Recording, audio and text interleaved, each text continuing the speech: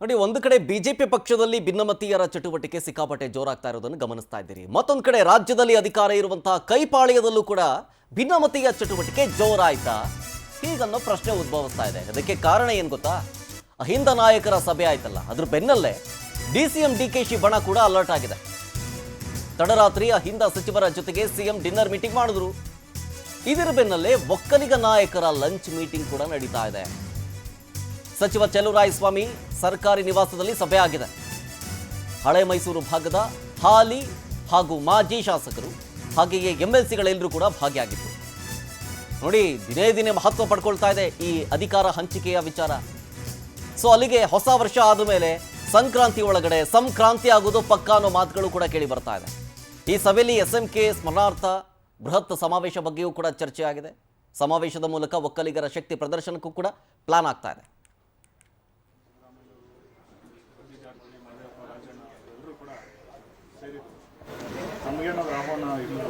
ಇಲ್ಲ ನಮಗೆ ಆಹ್ವಾನ ಇರಲಿಲ್ಲ.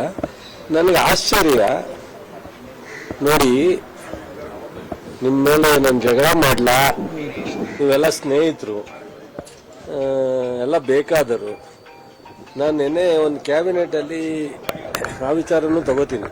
KSRTC ಬಗ್ಗೆ 15% ಜಾಸ್ತಿ ಮಾಡೋದ ಬಗ್ಗೆ ಒಂದು ತೀರ್ಮಾನ ತಗೊಂಡಾಗ ರಾತ್ರಿ TV ಮುಂದೆ ಕೂತಿದ್ದೆ. ಎಲ್ಲ ಟಿವಿಯವರು ಏನು ಸರ್ಕಾರ ಇದಕ್ಕೂ ಈ ಗ್ಯಾರಂಟಿಗೂ ಸಂಬಂಧ ಇಲ್ಲದೆ ಇರೋ ವಿಚಾರ.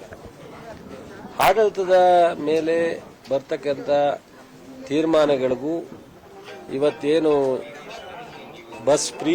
ಬಸ್ಸನ್ನು ನಾವು ಕೊಟ್ಟಿದ್ದ ಶಕ್ತಿ ಯೋಜನೆ, ಅದಕ್ಕೂ ಇದಕ್ಕೂ ಸಂಬಂಧ ಇಲ್ಲದೆ ಇರೋ ವಿಚಾರ. ಈಗ ನಾವು ಜಾಸ್ತಿ ಕೊಟ್ಟಿದ್ದೀವಿ ಅಂದರೆ ಶಕ್ತಿ ಯೋಜನೆಯಲ್ಲಿ ನಮಗಿನ್ನೂ ಜಾಸ್ತಿ ಬರ್ಡನ್ ಆಗುತ್ತೆ. ಡೀಟೇಲ್ಸ್ ಕೊಡ್ತಾರೆ ನಮ್ಮ ಪ್ರತಿನಿಧಿ ಆನಂದ್ ನೇರ ಸಂಪರ್ಕದಲ್ಲಿ. ಆನಂದ್, ಈಗ ಆಗ್ತಾರೋ ಬೆಳವಣಿಗೆ ನೋಡ್ತಾ ಇದ್ರೆ ಭಿನ್ನಮತೀಯರ ಚಟುವಟಿಕೆ ಸಿಕ್ಕಾಪಟ್ಟೆ ಜಾಸ್ತಿ ಆಗ್ತಾ ಇದೆಯಾ ಅಂತ ಅನಿಸ್ತಾ ಇದೆ. ಖಂಡಿತವಾಗ್ಲೂ ಶರತ್, ಪ್ರಮುಖವಾಗಿ ಸಿದ್ದರಾಮಯ್ಯ ಅವರನ್ನ ಕೆಳಗಿಳಿಸ್ತಕ್ಕಂಥ ಪ್ರಯತ್ನಗಳು ಪಕ್ಷದಲ್ಲಿ ನಡೀತಾ ಇದೆ ಅನ್ನೋ ವಿಚಾರ ಏನಿದೆ, ಇದು ಸಿದ್ದರಾಮಯ್ಯ ಬಣಕ್ಕೆ ತೀವ್ರವಾದಂತಹ ಒಂದು ಆತಂಕವನ್ನು ಉಂಟು ಮಾಡಿರ್ತಕ್ಕಂಥದ್ದು. ಹಾಗಾಗಿ ನಿನ್ನೆ ದಿಢೀರ್ ಅಂತ ತಡರಾತ್ರಿ ವರೆಗೂ ಕೂಡ ಡಿನ್ನರ್ ಮೀಟಿಂಗ್ ಅನ್ನ ನಡೆಸಿದ್ರು. ಅದರಲ್ಲೂ ಕೂಡ ಸಿದ್ದರಾಮಯ್ಯ ಅವರ ನೇತೃತ್ವದಲ್ಲಿ ಈ ಒಂದು ಔತಣಕೂಟ ನಡೆದಿರ್ತಕ್ಕಂಥದ್ದು. ಅದರಲ್ಲಿ ಕೇವಲ ಅಹಿಂದ ನಾಯಕರು ಮಾತ್ರ ಭಾಗಿಯಾಗಿದ್ದು ಕೂಡ ತೀವ್ರವಾದಂತಹ ಒಂದು ಸಂಚಲನಕ್ಕೆ ಕಾರಣವಾಗಿರ್ತಕ್ಕಂಥದ್ದು. ಅಲ್ಲೂ ಕೂಡ ಒಂದಷ್ಟು ಮಹತ್ವದ ಚರ್ಚೆಗಳು ನಡೆದಿದೆ ಅಂತ ಕಂಡು ಬರ್ತಾ ಇದೆ. ಜೊತೆಗೆ ಇದರ ಬೆನ್ನಲ್ಲೇ ರಾತ್ರಿ ನಡೆದಂತ ಡಿನ್ನರ್ ಮೀಟಿಂಗ್ ಬೆನ್ನಲ್ಲೇ ಈಗ ಒಕ್ಕಲಿಗ ನಾಯಕರು ಲಂಚ್ ಮೀಟಿಂಗ್ ಅನ್ನ ನಡೆಸಿರ್ತಕ್ಕಂಥದ್ದು ಕೂಡ ತೀವ್ರವಾದಂತಹ ಒಂದು ಕುತೂಹಲಕ್ಕೆ ಕಾರಣ ಆಗಿರ್ತಕ್ಕಂಥದ್ದು. ಯಾಕಂದ್ರೆ ಇಲ್ಲಿ ಇವರು SM ಕೃಷ್ಣ ಅವರ ಪುಣ್ಯ ಸ್ಮರಣೆ ಕಾರ್ಯಕ್ರಮ ನಿಮಿತ್ತ ಒಂದು ಸಮಾವೇಶವನ್ನ ಮಾಡೋದಕ್ಕೂ ಕೂಡ ಪ್ಲಾನ್ ಮಾಡ್ಕೊಂಡಿದ್ದಾರೆ. ಅದರಲ್ಲೂ ಕೂಡ ಒಕ್ಕಲಿಗ ನಾಯಕರನ್ನ ಸೇರಿಸಿ ದೊಡ್ಡ ಮಟ್ಟದ ಒಂದು ಸಮಾವೇಶದ ಮಾದರಿಯಲ್ಲಿ ಈ ಒಂದು ಕಾರ್ಯಕ್ರಮ ಮಾಡೋದಕ್ಕೆ ಒಂದು ರೂಪುರೇಷೆಯನ್ನ ಹಾಕೊಂಡಿರ್ತಕ್ಕಂಥದ್ದು.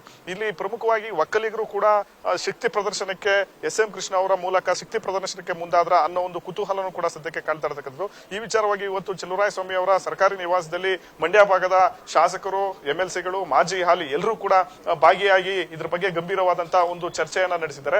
ಮುಂದೆ DK ಶಿವಕುಮಾರ್ ಅವರು ಬೆಂಗಳೂರಿಗೆ ಬಂದ ತಕ್ಷಣ ಅವ್ರ ಜೊತೆನೂ ಕೂಡ ಮತ್ತೊಂದು ಸುತ್ತಿನ ಒಂದು ಸಭೆಯನ್ನ ನಡೆಸಿ ಯಾವ ದಿನಾಂಕದಲ್ಲಿ ಈ ಒಂದು ಸಮಾವೇಶವನ್ನ ಮಾಡಬೇಕು ಅನ್ನೋದು ತೀರ್ಮಾನಕ್ಕೂ ಕೂಡ ಮುಂದಾಗಿರ್ತಕ್ಕಂಥದ್ದು. ಒಟ್ಟಿನಲ್ಲಿ ಒಂದು ಕಡೆ ಇಲ್ಲಿ ಅಹಿಂದ ನಾಯಕರ ಒಂದು ಸಭೆ ಬೆನ್ನಲ್ಲೇ ಈ ಕಡೆ ಒಕ್ಕಲಿಗ ನಾಯಕರು ಕೂಡ ಫುಲ್ ಅಲರ್ಟ್ ಆಗಿದ್ದಾರೆ ಅಂತ ಹೇಳ್ಬೋದು. ಮುಂದೆ DCM DK ಶಿವಕುಮಾರ್ ಅವರಿಗೆ CM ಆದಿಯನ್ನ ಕೈ ತಪ್ಪಿಸತಕ್ಕಂಥ ಒಂದು ಪ್ರಯತ್ನಗಳು ನಡೀತಾ ಇದೆ ಅನ್ನೋ ಒಂದು ಅನುಮಾನಗಳು, ಜೊತೆಗೆ ಅನ್ನೋ ಒಂದು ಆತಂಕ ಇವ್ರಿಗೆ ಕಾಡ್ತಾ ಇರಬಹುದು. ಹಾಗಾಗಿಯೇ ನಿನ್ನೆ ನಡೆದಂತ ಡಿನ್ನರ್ ಮೀಟಿಂಗ್ ಗೆ ಟಕ್ಕರ್ ಕೊಡ್ತಕ್ಕಂತ ಮತ್ತೊಂದು ಒಂದು ಲಂಚ್ ಮೀಟಿಂಗ್ ಅನ್ನ ಇವಾಗ ನಡೆಸಿದ್ದಾರೆ ಅನ್ನೋ ಒಂದು ವಿಚಾರ ಈಗ ಸಿದ್ಧ ಮಾಡ್ತಾ ಇರ್ತಕ್ಕಂಥದ್ದು. ಸದ್ಯ ಮುಂದೆ ಕಾಂಗ್ರೆಸ್ ಪಾಳೆಯದಲ್ಲಿ ಭಿನ್ನಮತೀಯ ಚಟುವಟಿಕೆಗಳು ಜೋರಾಗ್ತಕ್ಕಂತ ಎಲ್ಲ ಒಂದು ಲಕ್ಷಣಗಳು ಕೂಡ ಕಾಡ್ತಾ ಇರ್ತಕ್ಕಂಥದ್ದು. ಯಾಕಂದ್ರೆ ಹಿಂದೆ CM ಸಿದ್ದರಾಮಯ್ಯನವರನ್ನ ಅಧಿಕಾರ ಹಂಚಿಕೆ ಆಗಿದೆ, ಮತ್ತೆ ಒಂದೇ ಒಳ್ಳೆ ಗಳಿಗೆ ಬರುತ್ತೆ ಅಂತ DCM DK ಶಿವಕುಮಾರ್ ಅವರು ಹೇಳಿದ್ರು. ಅದ್ರ ಬೆನ್ನಲ್ಲೇ ಈ ಕಡೆ ಅಹಿಂದ ನಾಯಕರು KPCC ಅಧ್ಯಕ್ಷರ ಬದಲಾವಣೆ ಆಗಬೇಕು, ಹೆಚ್ಚುವರಿ DCMಗಳ ಸೃಷ್ಟಿ ಆಗಬೇಕು ಅಂತ ಪದೇ ಪದೇ ಒತ್ತಾಯಗಳನ್ನ ಮಾಡ್ತಾ ಇರ್ತಕ್ಕಂಥದ್ದು. ಹಾಗಾಗಿ ಇವರ ನಡುವೆ ಜಟಾಪಟಿ ಜೋರಾಗ್ತಾ ಇರ್ತಕ್ಕಂಥ ಒಂದು ಹಿನ್ನೆಲೆಯಲ್ಲಿ